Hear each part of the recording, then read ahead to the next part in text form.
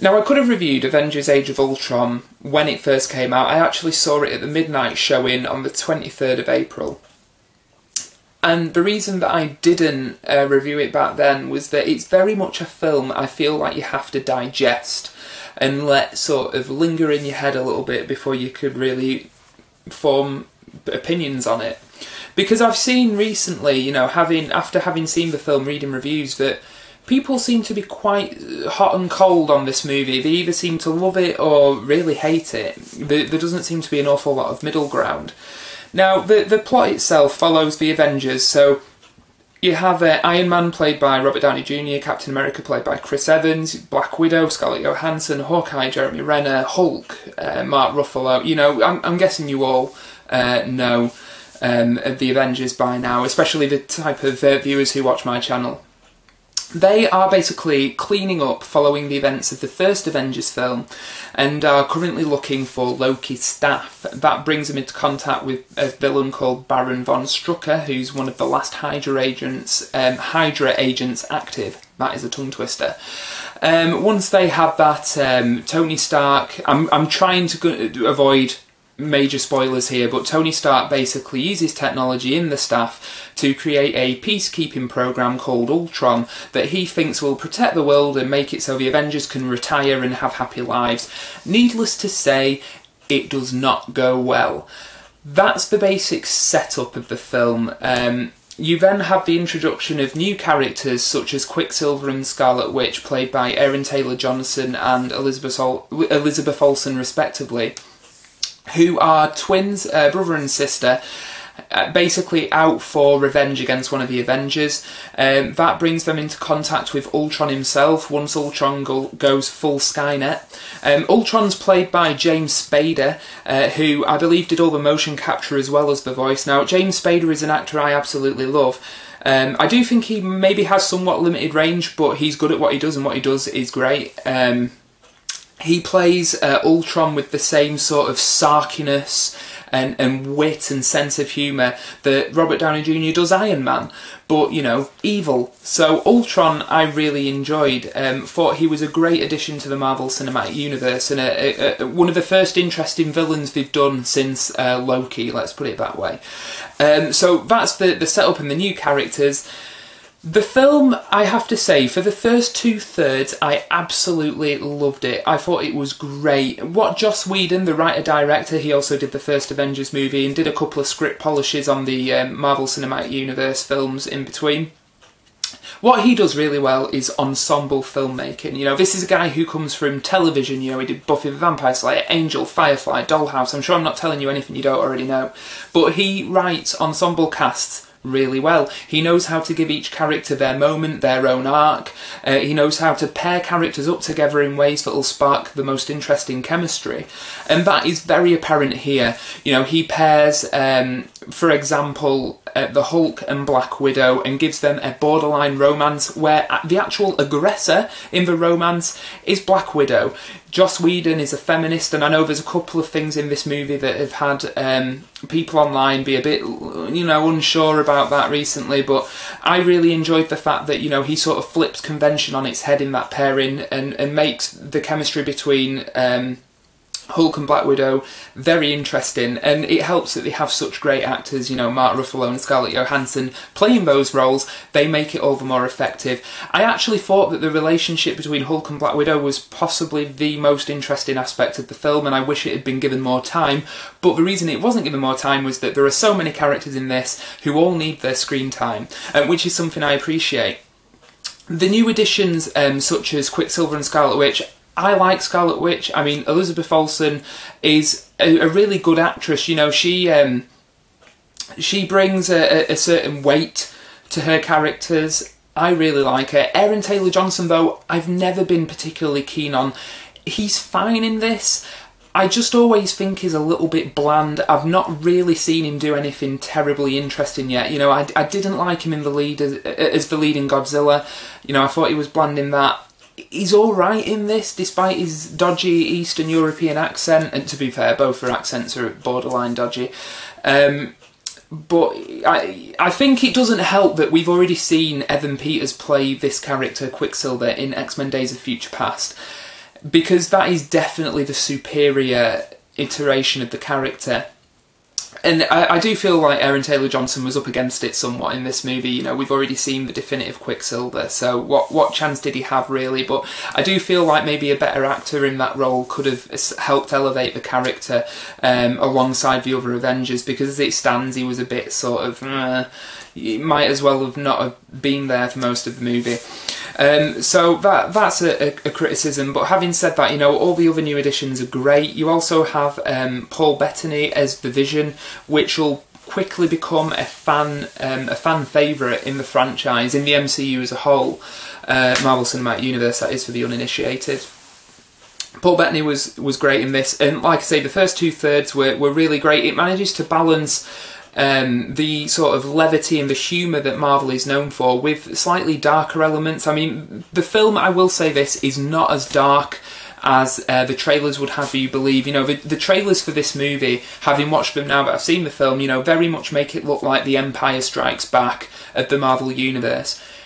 It's not that. You know, it is very funny. People have criticised it for having too much humour and too many one-liners in it. I don't agree with those criticisms. You know, some of the one-liners in this really made me laugh, and I think in a film as bonkers as these are, it does help to have that sense of humour. So I loved that. You know, it is light and fluffy entertainment, but it does have darker elements, especially in Iron Man's motivations, where he basically fears him being the downfall of the team of the Avengers. So Joss Whedon does that really well. He manages to pepper it with sort of darker, serious moments and also themes. So I thought all that was really good. Honestly, he has so many plates spinning for the first 2/3 of this film. I think it's a miracle that it is as coherent as it is. The first 2/3 are great. Possibly one of the best Marvel Cinematic Universe films. I don't think this would enter my top 3, but the first 2/3 of it were fantastic. Where it loses its way is in the third act, and it suffers from the third act problem that all sort of Phase 2 Marvel Cinematic Universe movies seem to suffer from, where you have some big object falling from the sky and loads of faceless villains to hit. You know, that's basically the setup. And I think the reason that it's particularly apparent in this is that the third act is so similar to that of the first film, that it was actually quite distracting. You know, the final set piece where it is basically the Avengers just hitting hordes of Ultron's robots. You just feel like, well, I've seen this in the first Avengers movie when they were fighting the Chitauri. This is nothing new. You know, I mean, Joss Whedon does really well the sort of combat elements of the action scenes. I like the fact that all the characters have a physical shorthand and they use each other's abilities to help fight, and all that stuff is great. But the fact that they're just fighting hordes of faceless villains again is somewhat repetitive, and I actually went to see this again after having seen it the first time with Sam, the Lucha Media Geek here on YouTube, and we sat in a bar for like 2 hours after seeing it, basically pulling this film apart like a cooked chicken, and the bit that we kept coming back to was that it feels very similar to the first film, and I feel like that is such a missed opportunity. They could have done something really interesting. And another criticism I had is I was looking forward to the film Age of Ultron building towards Civil War, sowing those seeds, you know, establishing where these characters stand on certain issues so that Civil War doesn't have to do too much of a heavy lifting itself. Now, I think there is a way of doing that without that bogging down this movie, because I do agree that with Joss Whedon that these films have to be as standalone as possible. But I do feel like there could have been more hinting towards Civil War, because there was very little. And that's something that really surprised me. You know, I thought we'd see a lot more of the seeds being sown for Civil War, but we really didn't. You know, I think what really sort of hinders this film in a way is that it feels like a Phase 1 film. You know, it doesn't sort of tie up the loose ends of Phase 2 as I was hoping it would. It feels more concerned with what happened in the first Avengers movie. And that, coupled with what, you know, Joss Whedon has said in recent interviews that I really don't like. Come on, Joss, stop. I know Sam has said this himself in one of his videos, stop biting the hand that feeds you. I honestly think it was a little bit of a missed opportunity. So, a couple of other criticisms I have are a stylistic touch. Scarlet Witch, her powers are basically those of Jean Grey in the X-Men. You know, she's psychic and she can make people see visions and stuff like that. When they introduce Scarlet Witch and she uses a power for the first time, they shoot her like they would a sort of J-horror movie villain, you know, like The Grudge or The Ring or something, you know, very jerky movements and long black hair and stuff. And honestly, like, I saw that moment, I was like, oh my god, that's really cool, that looks great. You know, that is such a clever stylistic touch to sort of suggest how people feel around this character and stuff. They never do that again. That is in one scene and it's never used again. And I thought that was so disappointing because it looked so cool. And there's just a couple of things like that. I won't go into too much detail because I don't want to sort of spoil too much. But there are a couple of things in this film, you know, that they just kind of drop, that being the main one, you know, for no reason whatsoever. So it is a bit of an odd film and it is inconsistent. Tonally, it's not as all over the place as people say. I think the tone is largely light and fluffy with some darkness chucked in for good measure. I didn't have a problem with the tone. The third act, as I've said, it does feel quite repetitive and too similar to the first film, which was disappointing. That's not to say the film's not good. It's a perfectly solid, entertaining 2.5 hours. I don't think it's quite that long. It doesn't feel that long when you're watching it. The film flies by, it's on rails, there's very little fat.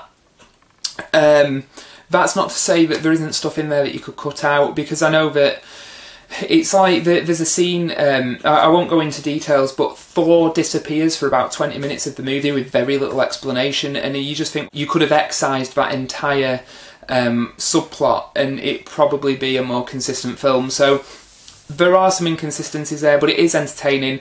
It wouldn't quite make the top 3 of my Marvel Cinematic Universe films, but it is perfectly serviceable. I just get the impression that you can almost sense Joss Whedon's exhaustion throughout the film. It does feel like maybe he had one Avengers film in him, and he made it a few years ago with Avengers Assemble. I hate calling it that, but, you know, the first Avengers movie. It does feel as if, you know, he used up all these good ideas for that one, and this one is more of a sort of afterthought almost. The first 2/3, having said that, I actually think are stronger than the first film. Definitely stronger than the first film. But the third act is sort of so disappointing that it just prevents this film from being great. So yeah, those are my thoughts on Avengers: Age of Ultron.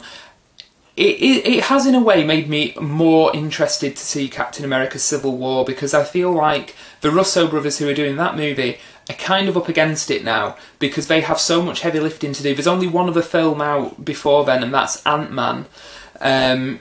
So I'm interested to see how they deal with the after effects of Age of Ultron.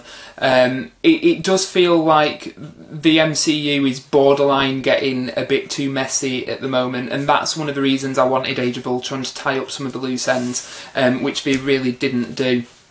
So anyway, yeah, Age of Ultron, it's a very entertaining summer blockbuster. I would recommend it to established fans, and even your casual moviegoer. You know, you would probably only have to see a couple of the other MCU films before seeing this one and be able to understand it, because it does sort of largely ignore a lot of the events in the others. Whether that's a good thing or not, I'm still sort of on the fence. It's a film, I think it definitely rewards repeat viewings, so I would recommend seeing it more than once. There were certain bits in this that I thought didn't make sense on my first viewing, and that's because there's so much going on. It's like set piece to set piece to set piece that you miss stuff. You know, there was one particular plot point that I thought, that really doesn't make any sense, that is a giant plot hole, but the second time I saw it, I caught the one line that explains it, and there's quite a few things like that. It rewards repeat viewings because it is a very dense movie, and it is quite smart as well. So yeah, Age of Ultron, entertaining but flawed. I would recommend it, and here's looking forward to seeing what Marvel does next.